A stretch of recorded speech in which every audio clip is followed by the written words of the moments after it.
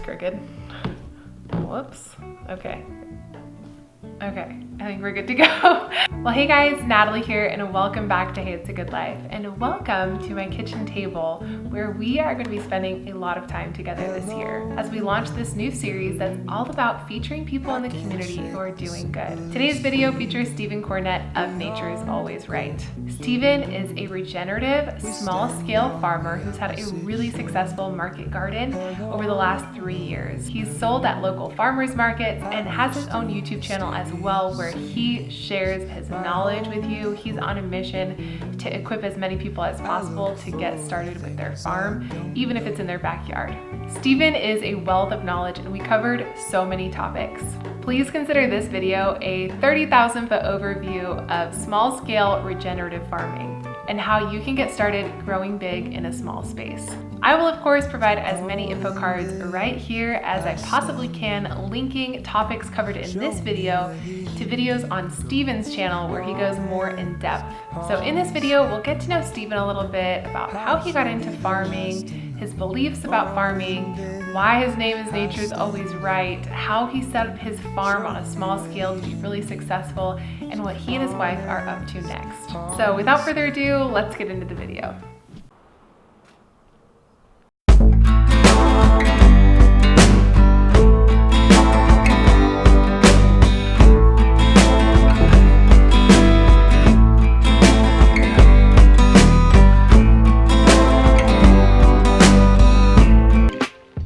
So, what did 7-year-old Stephen dream of being?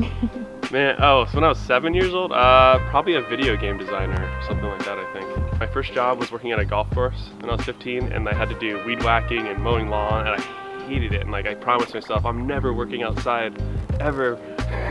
I'm gonna go to college and then get a desk job. You know, that's what I thought in my head. And then I got older, and I, got some more wisdom, and I learned more about reality and the world and all this stuff, and I realized, wow, food is pretty cool. Today, I'm with my friend Stephen Cornett. Hey, what's up, everybody? Nature's Always Right, and we're here at his property before he leaves to Tennessee, and we're doing some cleanup today, and I thought I would come out and share with you guys about how you can get started in a small space with regenerative farming. So we're in Lemon Grove, San Diego. As you can see, we're in a backyard, so I do all of this in my backyard, plus over time I got other plots. So my next door neighbor's yard, I moved into his yard, and then I rented or leased another plot down the road. And tell us what your lease terms are. You pay them in? I pay them in vegetables. So I found people that wanted their yards to be improved or turned into gardens, and in exchange, give them vegetables. So it's like, it's the best lease ever. Yeah, that's a really nice lease. I like those terms. How much space did you have when you first started farming? Yeah, okay, so, well, when I first started farming, this is like 8 years ago, in another part of San Diego, and me and my best friend Jared Smith started a farm called Jared's Real Food. That started just with like 24 8 by 4 foot raised beds. Now fast forward to here, 3 years ago, or a little over 3 years ago is when I started this. The first part of the plot was this square right here. And initially that's all the landlords allowed me to do. They didn't, but over time, as they saw it be more successful and they liked it more and things like that, they allowed me to build a few more beds over here for like a home gardener or like if someone in their apartment. Got a bunch of really nice soil, these grow bags, and the system works awesome. It's a cool system if you want to have another area. I can move these too, which is kind of neat. At different times of the year, you're gonna get better sun in different areas, so you can move it there. Yeah. So that's something I like about the grow bags. And now what I'm doing, because I'm leaving, I'm selling these. So I'm gonna get a bunch of my money in, like the investment money, I'll get it back when I sell it. I paid off my investment in one season and made like twice what I put into it. So it was very effective for a short little season. Kind of one of the things I wanted to prove was possible in a backyard was to show you could create all your own nutrients on site, or at least most of the nutrients that you needed for your farm on site. And I wanted to show that you could start farming in a backyard on a really small scale, be successful at that, and then go to the next level at a larger scale. So that's kind of the whole reason behind this backyard and this YouTube channel that I make all about doing this stuff as well. The chicken coop's a big deal for me. That's how I make all of my compost. 20 chickens in there, dropping a lot of manure. I can make really good compost, bedding and everything. Compost number one. So the chicken coop is a deep litter system. which means I'm putting in layers of carbon in here. Vegetative material like straw, leaves, cardboard, things like that. Floor is alive. It's always making compost. So what I do is I rake it all out of here and I take it out here and then I mix it with a bed of vegetables that's done. For more greens? For more greens to make the ratio correct and cool. And make it, yeah. So this is what you describe as the engine of your farm. Yes, definitely. This works. I was able to run my market garden for 3 years, basically just off this compost and not much else. But from a business standpoint, it's cheaper to buy in the compost than to use my labor. If you want to do this as a business, then I recommend buying it. But it's still great to have a system like this to process all of your leftover waste. They're making compost for me for free with no work. What would you tell Steven 8 years ago, Steven? Okay, I gotta go. Work smarter and not harder. A lot of things like that were hard on my back, like just bending over and lifting things like that, or So now that I'm older, I do a lot more things ergonomically, or if I'm gonna do a task, I try to think, well, what's the least physical effort I could do to get it done? I guess I tell my younger self to think about your future body and take care of it. Excuse the disaster over here, but this is my worm system. It's essentially designed on the 3-tote system. I like the system just because I can just pick it up and move it really easily. You got your top tote here. This is where your freshest bedding will be. Most of your worms will be also. A tote underneath. This is typically where your castings will be. Any juice or like the leachate that comes out fall into the 3rd tote. And on my system, this whole bottom shelf here is the 3rd tote. I did this to save money because I would have had to buy a 3rd tote for each one of these. It's modular. I can add more totes to it. I can take this out and carry it to where I want to fertilize. So it's been a really great system for me. Why nature is always right? Sure, it came from the idea that nature's already a perfect design, as perfect as it could be on this imperfect planet. It's the idea that nature itself is going to provide the best solutions for growing food, for health, for whatever issues that we really have on this planet. The solutions are already here for us to take and use. But unfortunately, especially in Western society, we've gone down this road of thinking that we are God and that we are more than God. We can create on top of God. So we've done things like GMO crops and other synthetically derived pharmaceuticals. All of this is just mimicry. Fentanyl or OxyContin. This is a synthetic derivative of opium, which comes from a plant. So nothing is new. The airplane, we mimicked the bird.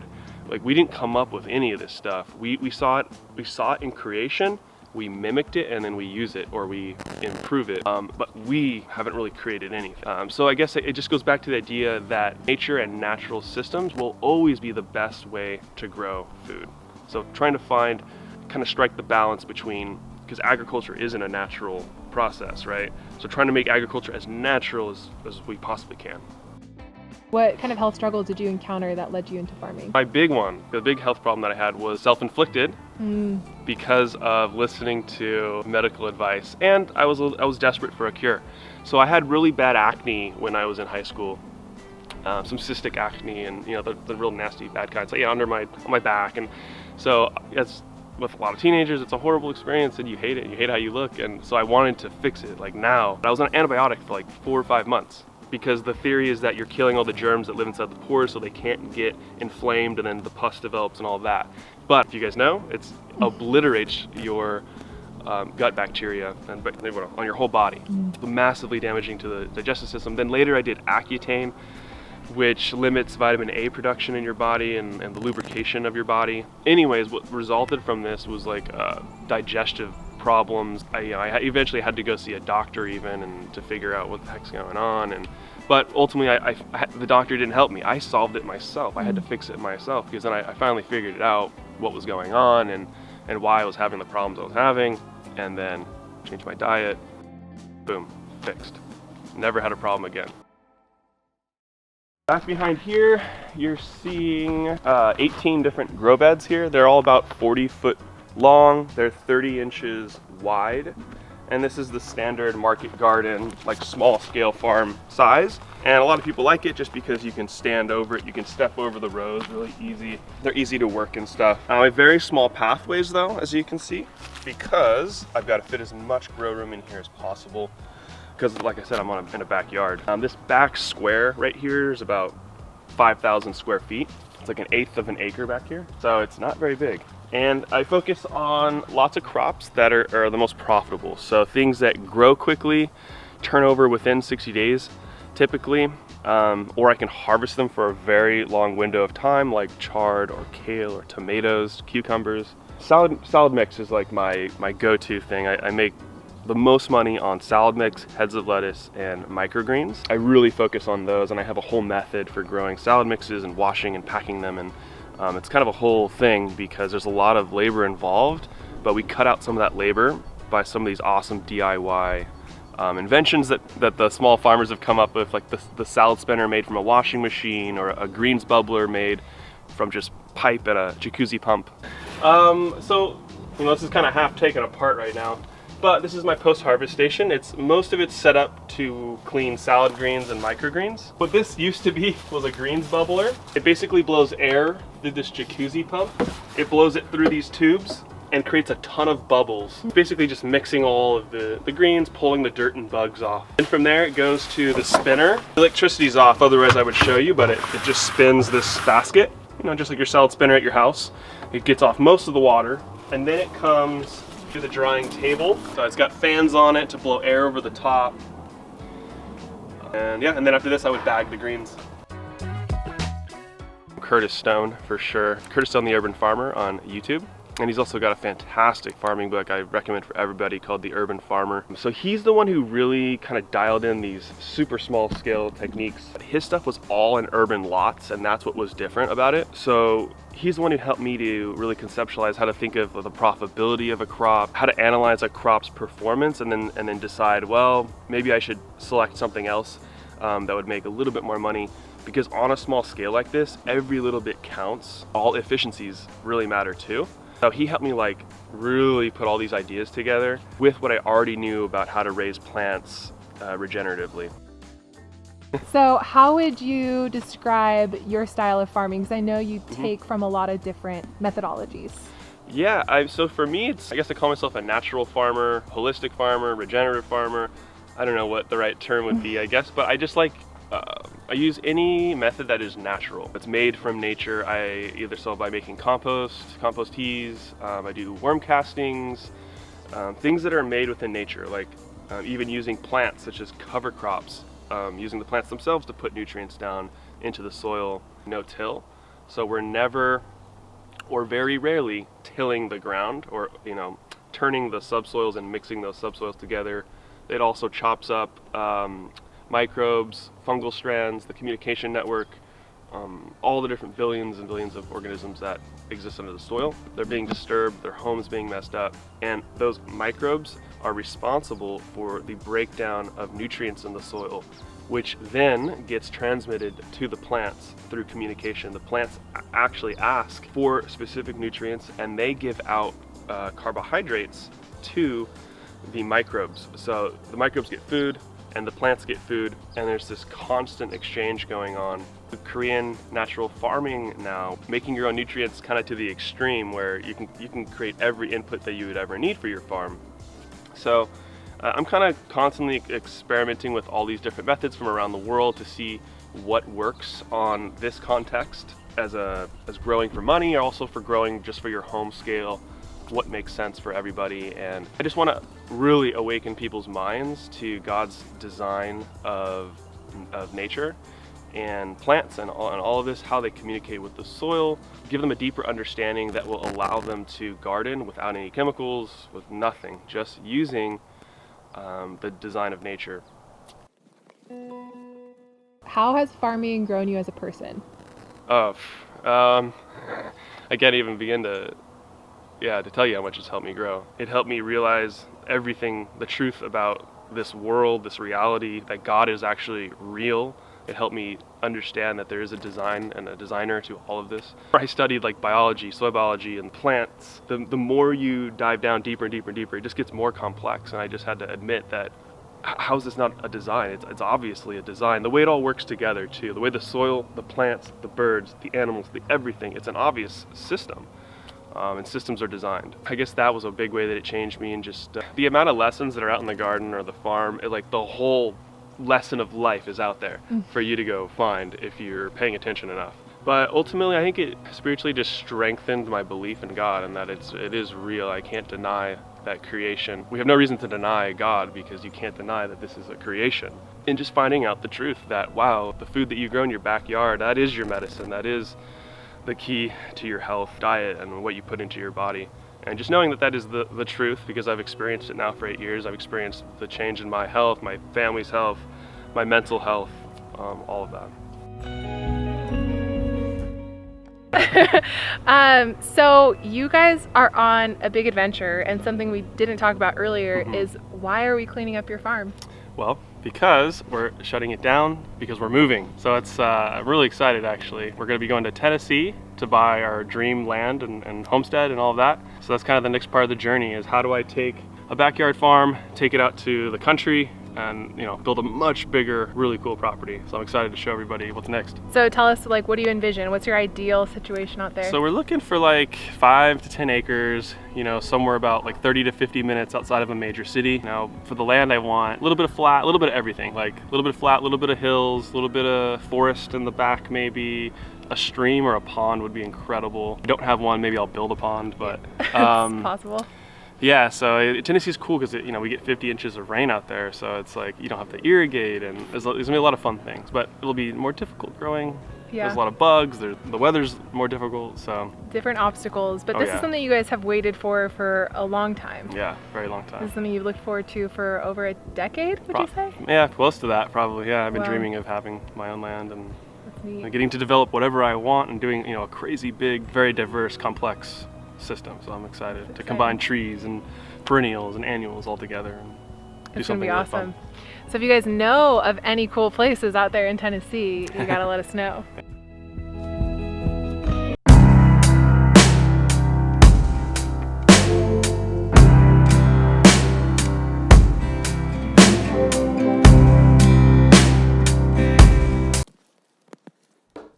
You guys, thank you so much for joining me tonight. It has been so good to be with you. I know that I'm sitting at my computer so happy to be with you guys. I'm really excited for 2020. I'm on this mission to help as many people say yes to their dreams, say no to the limiting beliefs, and get started growing big in their small space.